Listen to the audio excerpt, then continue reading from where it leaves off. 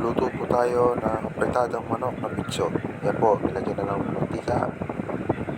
Ang kaserola, nilagay na ang manok na minarinate ko.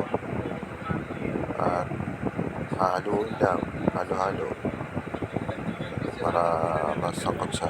Tapos, nagtubig na ang manok. Hanalo rin po para mapantay ang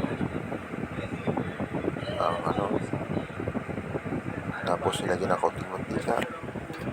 Tapos po ay hinalo para magpantay ang tapos ilagyan ng patatas. Tapos po ay hinalo para magpantay ang lambot. Tapos ilagyan ng bitchin tsaka tubig po, tsaka ilagyan ng red pepper tsaka tomato sauce. Ayan po, finished product. Kain po tayo.